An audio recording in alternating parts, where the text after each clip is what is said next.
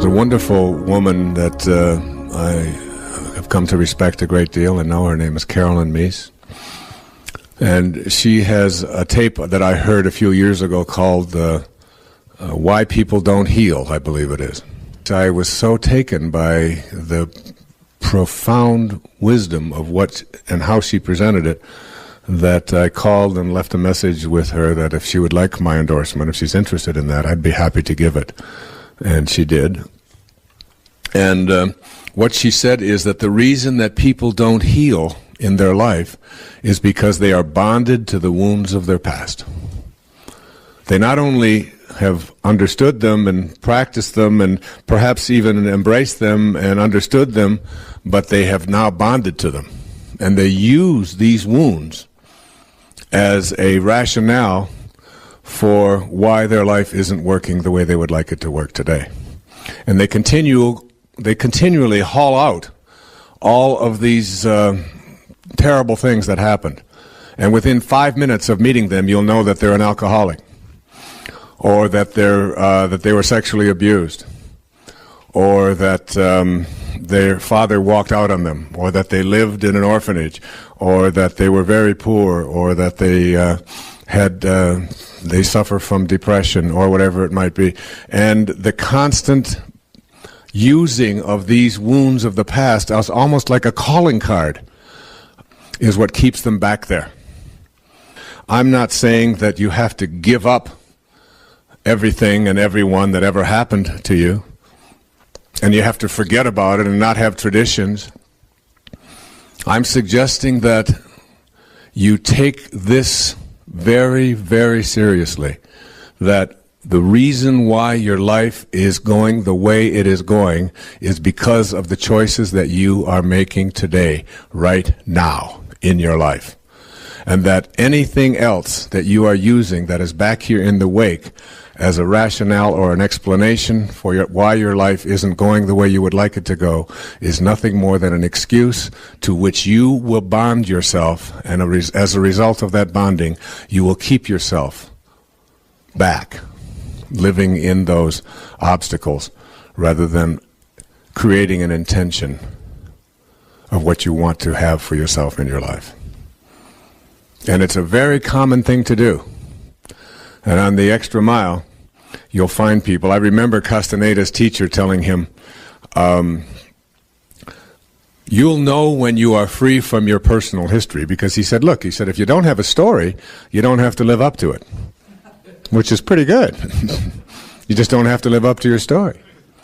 He said the way that you will know that you are free from this is that you should check yourself into the seediest motel that you can possibly find, with cockroaches in it, and with the paint that is, chipped off the walls, and the most unpleasant kind of place that you can check yourself into, and don't tell anyone that you're there. And you stay in that room and don't come out until it makes no difference to anyone whether you do or you don't. How's that for a test? Until you get free from this idea of what somebody else might think or what might say or might begin to use on you. And most of this stuff that is in our past is all related to our families. My mother, my father, my siblings, my in-laws, whatever. And I've suggested that you look at all of the things that you have allowed in your past to be the reasons why, particularly in your relationships with your family, and just say to yourself, I no longer have a personal history. I am not attached to any of that at all. I look upon my personal history, and I have for a long time, as one of the great advantages of my life. Because I feel that when we come here, we have a heroic mission, and that it was my dharma, my destiny, my path, if you will, to teach self-reliance. I've never done anything else since I was a little boy. And my entire professional life and all of my teaching and all of the work that I've done, have all been directed towards just teaching people about self-reliance. And it's almost as if God said, if you really want to teach self-reliance, then you'll have to get your little ass into an orphanage and spend a few years there learning to rely upon yourself. And once you learn how to do that, once you have that experience of how to do that, then you'll never use it as an excuse or a rationale or a reason why you can't get something done yourself. You don't have to blame anybody else. You'll know to rely upon yourself, and it won't be because of something that you learned in a book or that you heard on a tape. It'll be because you have made conscious contact with self-reliance. And you had to have it, and you had to do it. And the people that I have had the greatest amount of respect and admiration for over the years are the people who have been through it, understood it, written about it, or told other people about it, and let it go, and moved on in their life. You may believe that the opposite of love is hate. I do not see these two emotions as opposites. In fact, love and hate are often closely aligned. To me, the opposite of love is fear. When you have fear, you do not have love. Ego uses fear as a way to keep authentic love out of your life. When love is not present in your life, you have succumbed to ego and allowed fear in where love could be. You have allowed ego to replace God. Learning to experience authentic love means abandoning ego's insistence that you have much to fear and that you are in an unfriendly world. This begins with an assessment of your reluctance to embrace love. If you are not experiencing love in your life right now, it is because you are, in some way, afraid. You need to examine your fears with honesty and with love. When you do, you will transform your fears into love. You will open up a space within you that can only be occupied by love. In this space you are on purpose, walking the way of the sacred self. But first, you must see how you substitute fear for love. Your ego steadfastly promotes fear because it fears authentic love itself. This false self helps you convince yourself that you are in some way incomplete. That is the source of all fear. Afraid of having your emptiness, your incompleteness exposed, you expend a lot of energy creating a false image of happiness. The fear about exposing the emptiness keeps you seeking relationships that ego tells you will satisfy the longing within you. What happens is that you enter a relationship starved for the love that is your higher self. Your inner hunger is masked, pretending to be something else. No wonder so many people repeatedly think they have found love and repeatedly declare they've lost it. How different it is when you can notice the inner emptiness and think, what's not to like? This longing is part of being human and knowing love.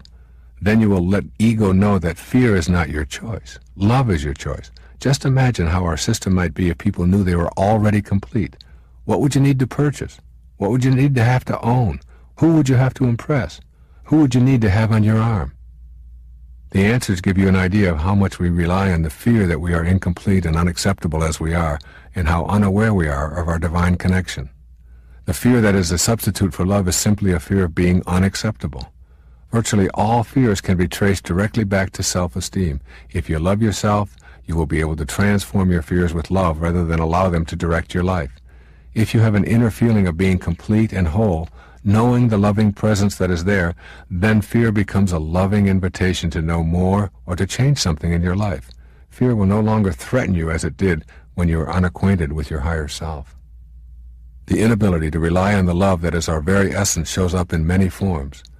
Your ego wants you to believe that you are unacceptable and will gleefully assist you in creating an image to prove that it is so.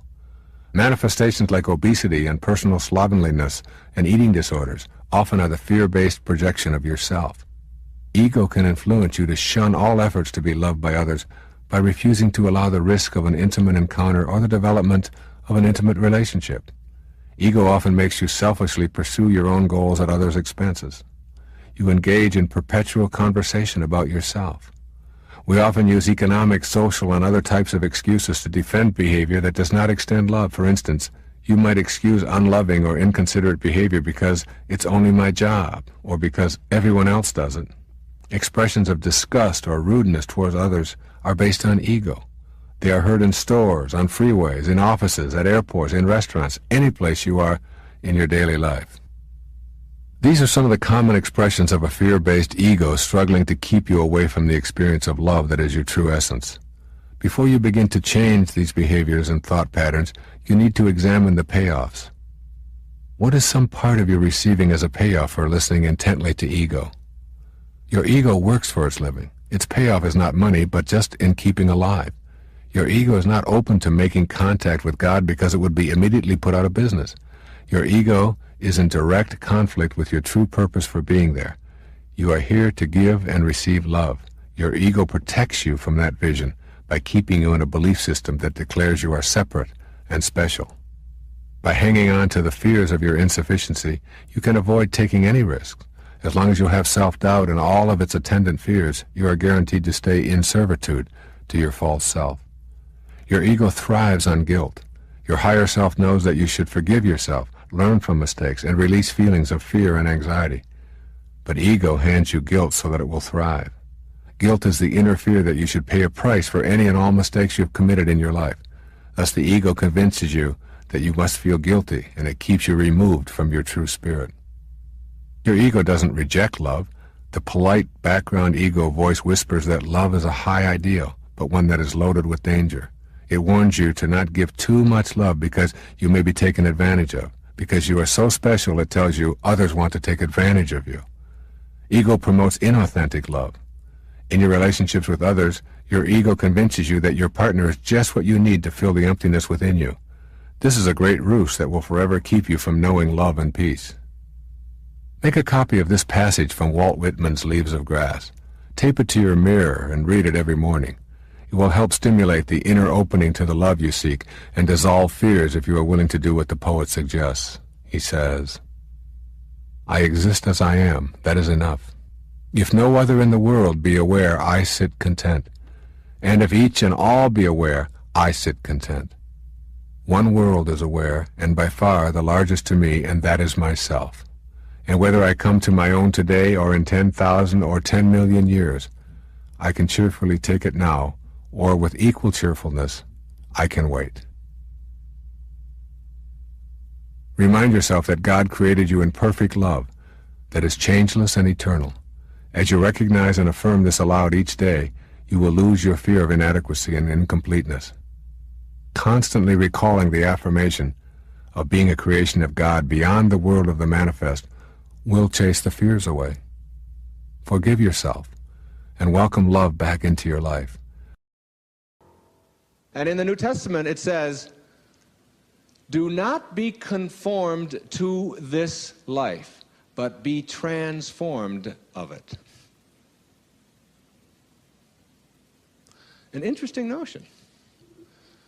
And what is all matter on our planet, and how is it created, other than that which was given to us by God? What is it? All matter is through form, an idea, a thought. I want to invent chalk, I want to make a microphone, I have a thought, and then I manipulate through my form and create matter. What did Jesus do? What did Buddha do? What did Sai Baba do? What did great spiritual leaders do? Do you believe in the miracles of those spiritual people? I mean, do you really believe? Christ said, "All that I can do, you can do, and greater things." How many of you believe in this room that those miracles really happened or that they're just fiction? How many believe that they really happened? I do too. I know that I can do them too. I wonder how many of you know that you are capable of miracles. Miracles. I'm not here to preach religion at all. I'm here to talk about transformation. What is materializing an object? What is changing water into wine? What is that? But a transformation. It is not using the form, going beyond it. Now, where is the place in your life where there are no boundaries? There is no limit. No limit whatsoever. The only boundaries we have are in form. And as long as you believe you are form, you're going to always have boundaries and obstacles. When a woman said to me in a church, "What are the obstacles to my achieving full happiness?" I said, "The belief that you have to have obstacles." That's all.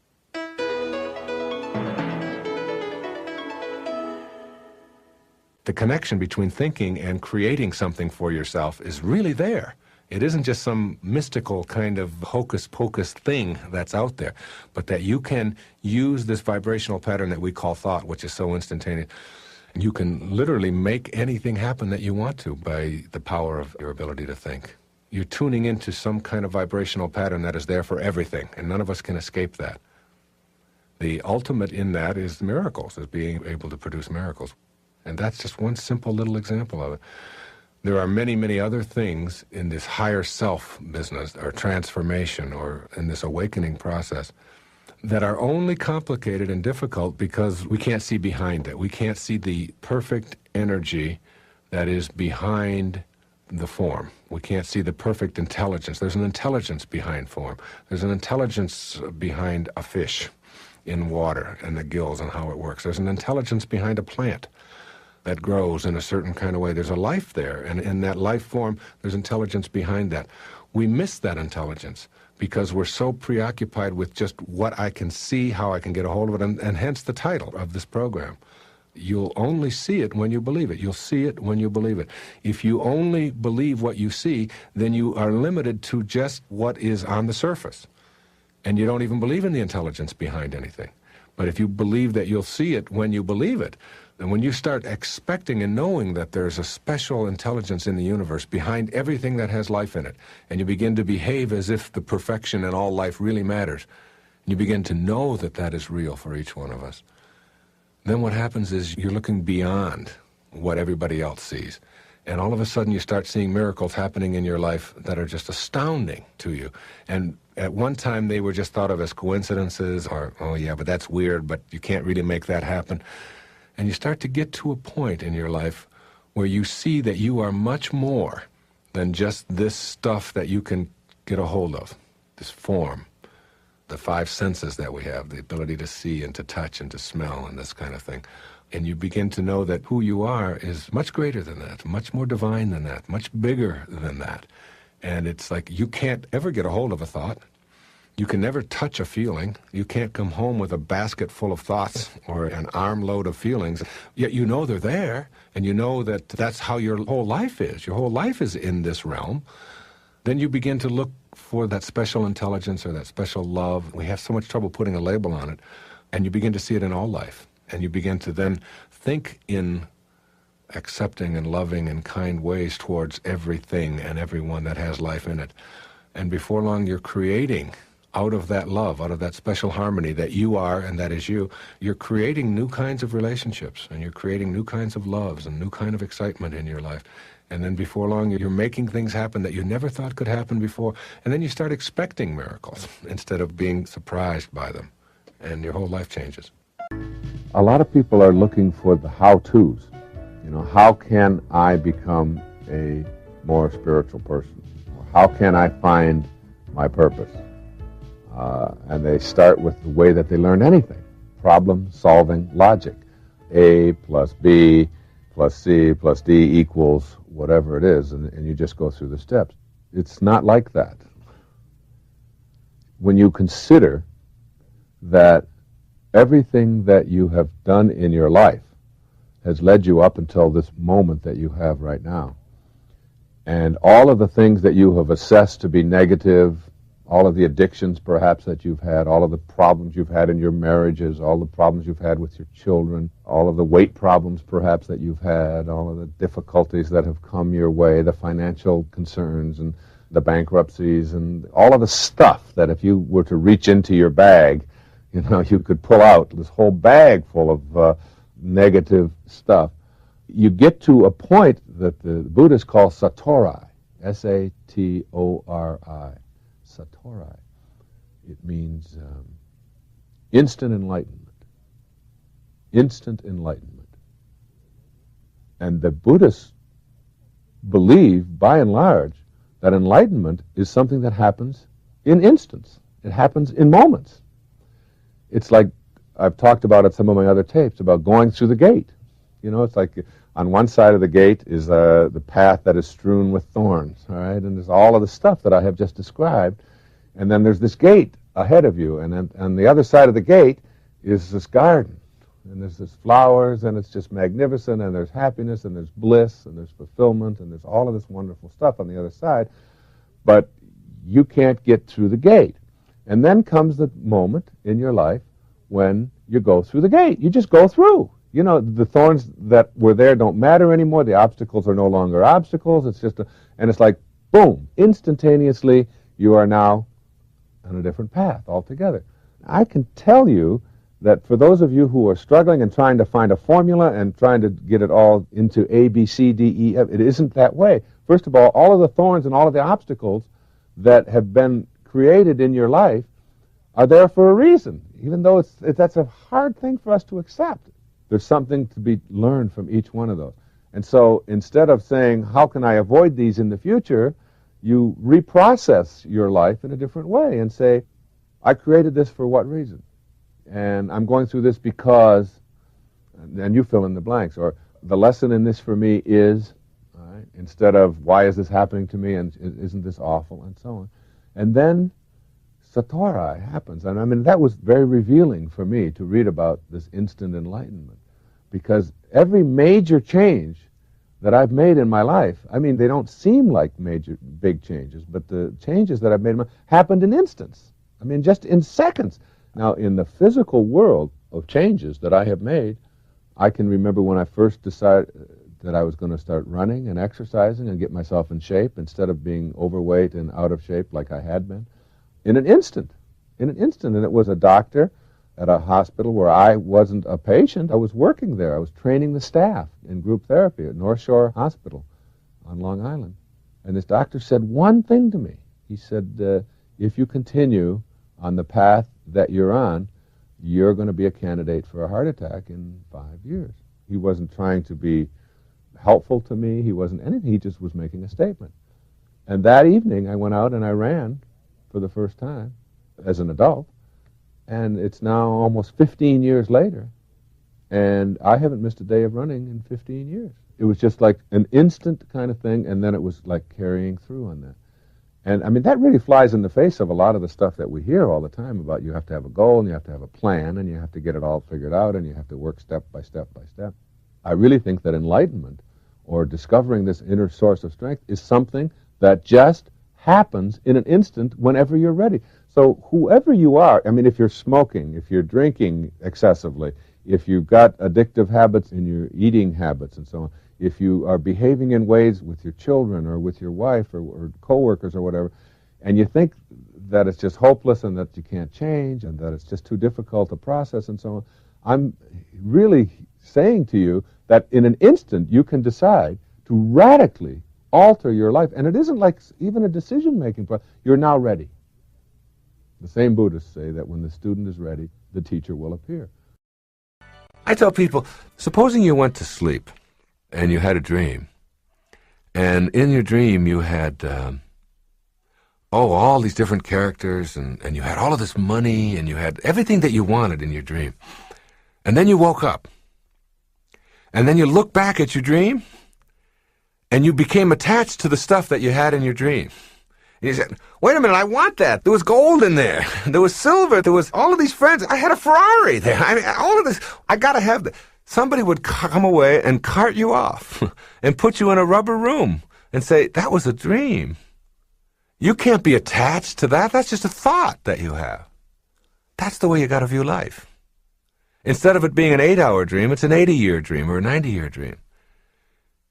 And at the end of the dream, you don't want to be looking back at all of the stuff that you wish you could still have, because you can't have it. You don't get any of that. So you try to detach yourself now, while you're here, while you're alive, from the need to have that stuff. Instead, you just let it sort of all flow. As absurd as it would be for you to be attached to the stuff that you had in your dream, it's that absurd for you to be attached to the stuff that you're having in this dream. You have to die while you're alive. Now, that's a very hard concept for people to get. But you have to experience your own death while you're alive. Let me tell you a story. It's a wonderful story. It's an old, ancient story. I'll paraphrase it. There was a hunter who lived in India. And he would go to Africa every 2 years. And he would bring back animals and prizes and things like that. Well, one year he took off and he went to the jungle. And he discovered this large enclave inside the jungle. And it was filled with beautiful parrots, beautiful birds, multicolored, and they all talked. And he couldn't get over it. And he put a net out over one of the trees, and he captured one of the parrots. And he put the parrot in a cage. And he brought the parrot back to be with him in India as his pet. And he fed the parrot sunflower seeds, and he fed him rice, and he took wonderful care of him. He was very good, kept him in the cage. 2 years went by, and he talked to the parrot every day. And he said to the parrot, "I'm now going back to Africa. Is there anything you would like me to say to your friends back there in the jungle when I'm back there?" The parrot said, "Yes. Tell them that I'm very happy in my cage. Tell them that I am joyful and that I love being in my cage here with you. Just tell them that." The hunter went back to Africa. He went back to the place in the jungle where he had been 2 years before. And he told the story. He said, "Your friend that I took back has a message for you. And the message is that he is happy in his cage, that he is joyful with me, and that he has no regrets." At the instant of hearing that, a bird on one of the branches keeled over and dropped dead. Dropped dead, stiff. The hunter assumed that he was just filled with sorrow at hearing of what had happened to his friend. So he went back to India, and he told his parrot what had happened. He said, "I went back and I did just as you said. And I told them all out there. And at the moment that I told it, apparently one of the parrots was so upset that he'd missed you so much that he just dropped dead. And at the instant that that happened, the parrot in the cage keeled over, dead. His legs went straight up in the air, and he went stiff." The hunter was beside himself. He couldn't figure out how could this happen. And he took the dead parrot out of the cage, opened it up, and threw it out on the woodpile. The instant that the parrot landed on the woodpile, he flew up to the branch. And the hunter said, "You tricked me. What is this? I thought you were dead." And the parrot said, "My friend was sending me a message. He told me, by his actions, that in order for you to escape from your cage, you must die while you're alive." Okay, now that's an old story. That's an ancient story that's been told over the years. What does it mean? I mean, don't you see that this is a cage? That the whole planet is a cage? If you can just stand back far enough and see that we're still restricted by the limitations placed on us as human beings. We're stuck here, or maybe in our homes, or in wherever we are. We're all in cages. And even though we have more room to manipulate, we may even have a whole planet, we're still sort of in cages. Now, how do you escape from the cage that you're in? You have to die while you're alive. You have to literally experience your own death. All of us have to. All of us are going to die. So why not experience it in advance? And see yourself out of your body, gone, but able to look back at what's going on now. Just like the dream, where you have the dream and you have everything you want, but you're able to look back at it. As you do that, you begin to see the folly, the absurdity of hanging on to anything, of being attached to anything, of needing anything, of telling yourself that I can't be happy if, from the perspective of having died, but being able to look back on it just like the dream. As soon as you can do that, as soon as you can experience yourself formless, dimensionless, form and all of the attendant things that you hang on to become irrelevant. They're not necessary any longer. You have a whole new way of living, a new way of being. It's my experience that most people live their lives in the wake by hanging on to personal histories to justify their self-defeating behaviors and the scarcity in their lives. They hang on to past pains, abuses, and shortcomings as calling cards to announce a poor me status to everyone they meet within minutes of their introduction. I was abandoned as a child. I'm an alcoholic. I'm an incest survivor. My parents were divorced and I've never gotten over it. The list could go on for hours and hours. Your past is over. By bonding to your past, you not only ensure that you'll be immobilized today, but you prevent yourself from healing. By referring to past struggles and using them as the reasons for not getting on with your life today, you're doing the equivalent of attributing to the wake the ability to drive the boat. This also works in reverse. Many people refer to the good old days that are gone forever as the reason why they can't be happy and fulfilled today. Everything has changed. No one respects anybody else like they used to. $1 used to be worth $1. Now everything is so overpriced. People don't seem to want to help out like they did in the past. When we were kids, we respected authority. Today's kids walk all over their parents. This is also living in the wake and assigning responsibility to the past for why you can't be successful or happy today. Getting out of the wake. Imagine a pencil with the ability to only write your past history. It has no use otherwise. All of your past is in that pencil. Are you going to keep it? What for? Are you going to give it up? Perhaps Omar Khayyam will inspire you with this poem written 1,000 years ago. The moving finger writes, and having writ moves on, nor all thy piety nor wit can lure it back to cancel half a line, nor all thy tears wash out one word of it. You can cry all night about the history in that pencil, all that it contains and all you wish you could erase or bring it back again, but all of your tears can't wash out one word of the past, as the poet-philosopher reminds you. You want to let go of your personal history that's symbolized by that pencil, but when you walk away from it, no matter how far you walk, you look back and there it is. You're ready to be rid of your personal history and to move fully into the present moment, but the pencil is always there when you look back. I suggest that you pick up the pencil and with compassion, allow the words, wounds, and pains of the past to be written, embraced, examined, understood, accepted, and loved for all that you've learned and experienced. The act of picking it up and embracing it will give you the strength to transform the past into song, poem, paint, or ritual if you feel called to do those things, or to throw it away in your unique way. Embracing your personal history. In a universe that's an intelligent system with a divine creative force supporting it, there simply can be no accidents.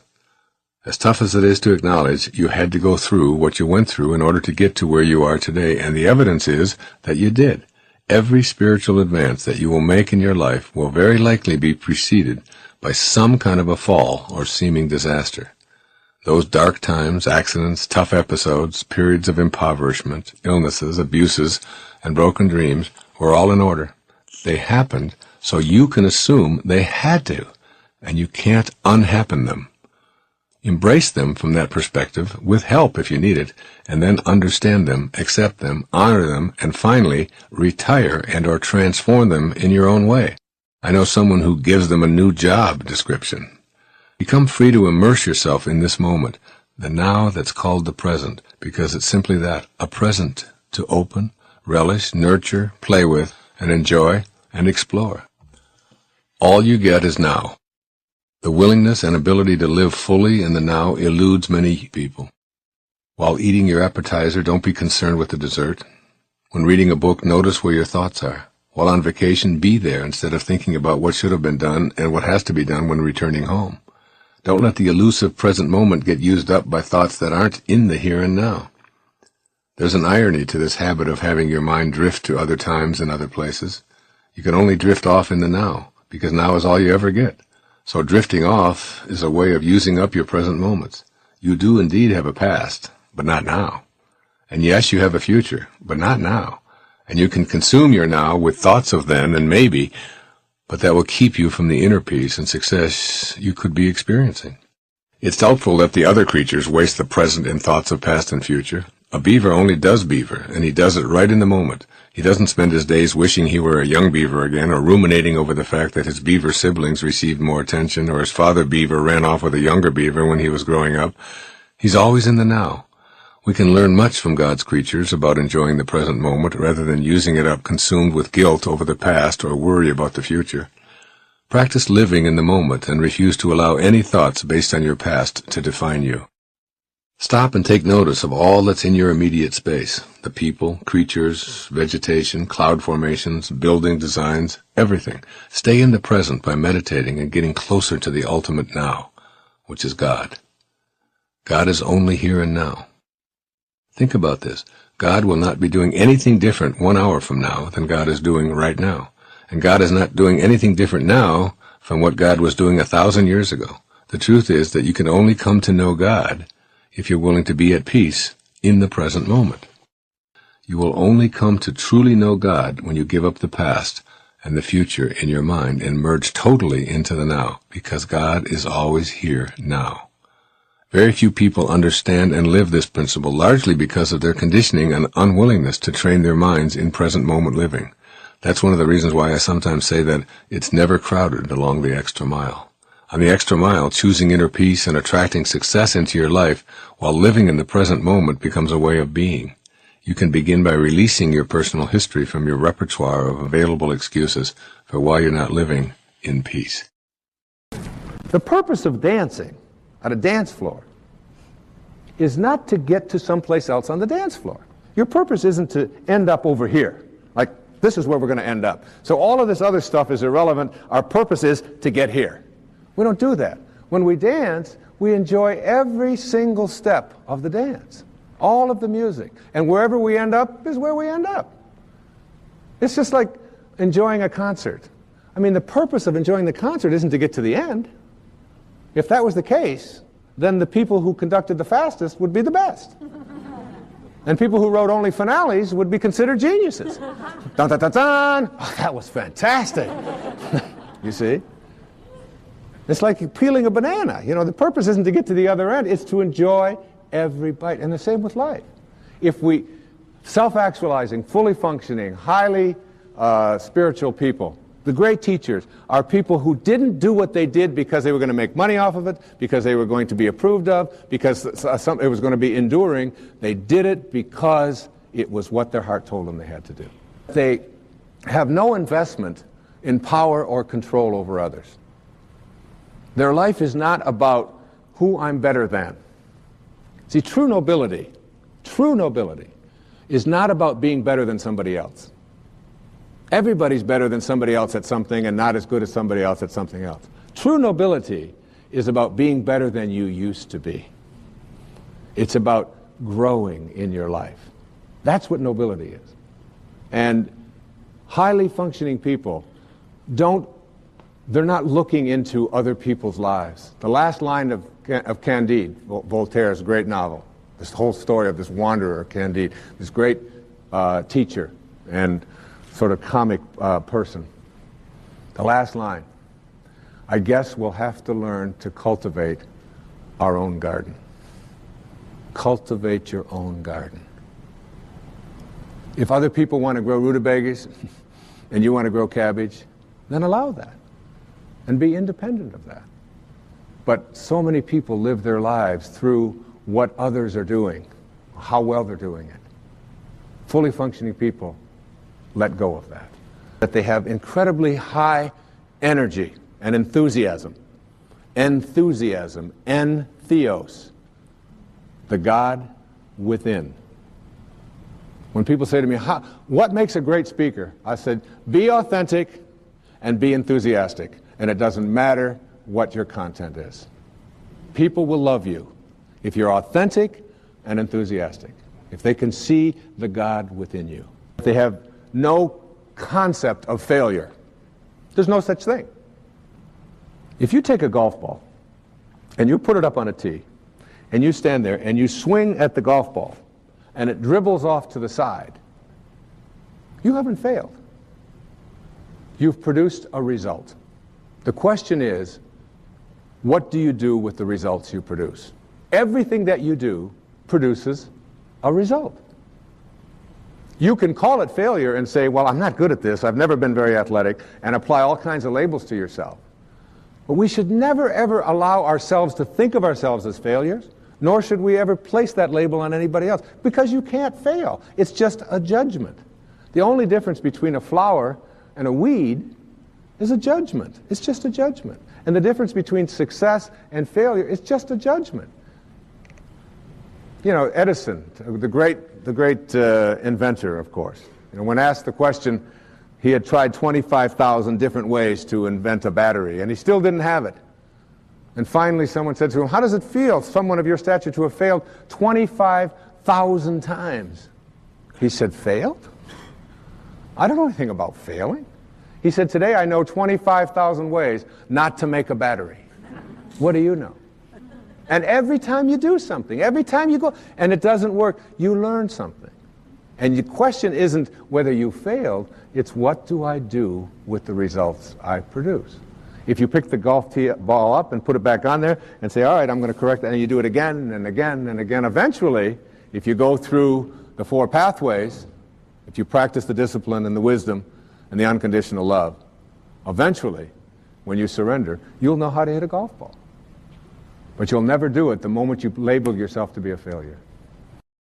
And as we move up from 10,000 cycles per second on your emotional health, we move through the various symptoms of neurosis: worry, fear, anxiety, stress, tension, self-rejection, until we get to a point at point B where we are experiencing an absence of symptoms. However, we know that at any moment, one phone call or one piece of news that is not consistent with what I expect, it's called dissonance. This cognitive or emotional or affective dissonance could literally create in me a state of immobility. So the right phone call or the right action, or somebody having an accident, or somebody not doing what I think they should, or somebody even saying something to me that I dislike, or whatever it might be, and I could instantly go back into 18, 16, 14, and perhaps even 12 and 11 and 10,000 cycles per second. It's been discussed that chronic depression is something that affects as much, I've heard estimates as high as 20% of the population. That people are consuming things like Prozac and antidepressives at an alarming rate. And it's intriguing because there's no such thing as depression. I defy anyone to go out with a container and bring back any depression. The world is just the way it is, and there's no depression in it. There are only people thinking depressing thoughts, and then those depressing thoughts affecting our chemistry, our physical makeup, to a point where we become immobilized. There's no stress in our world. The world is the way it is. There are only people thinking stressful thoughts, and those stressful thoughts become our reality, our detachment from our source, our separation from our source. We start moving away from our source rather than toward it. And as we move in the opposite direction of our source, we find ourselves breaking down, being emotionally immobilized, upset, fearful, anxious, and so on. Now, as I move to my right, on this scale of emotional health, we reach a point called point C. And at point C, at 100,000 cycles per second, we understand the meaning behind Terry Cole Whitaker's title of her book. What you think of me is none of my business. That is, I am living here at a state not in which I am unaffected by, emotionally, the things that occur in my life and in the life of those I love and I'm around, but that I cannot become immobilized by them. I will not allow myself to lose my sense of balance, my sense of connection to God, because of what someone out there might do, even if that someone is very, very close to me, the closest person in my life. I am independent of the good opinion of all of those around me. This is 100,000 cycles per second. Illustrative of it is a story that is told of the Buddha. And everywhere he went, he had all of these followers, but he also had people who were critical of him. And these people would find fault with him, and they would say things about him that were insulting, and they would be very inflammatory. and they would be extremely critical of him. And every time that they would behave in these ways towards the Buddha, he would respond with love, with kindness. That's all he could ever say. And one day one of his students said to him, "I just don't understand. For days and days, these people have been so critical and so ugly in their reactions towards you, and always you still react with kindness and love. How do you do that? How does that work?" And the Buddha responded with something that I think is very, very relevant to our lives. He said, if someone offers you a gift, and you do not accept that gift, to whom does the gift belong? And that was his answer. If someone offers you a gift of their hatred, of their criticism, of their bitterness, of their tension, of their fault-finding, if they offer this to you, but you don't accept it, to whom does it belong? Why, it's theirs. And the Buddha was saying, why would you ever choose to allow yourself to become depressed, upset, immobilized over something that belongs elsewhere? It's not yours. You don't own it. What you think of me is none of my business.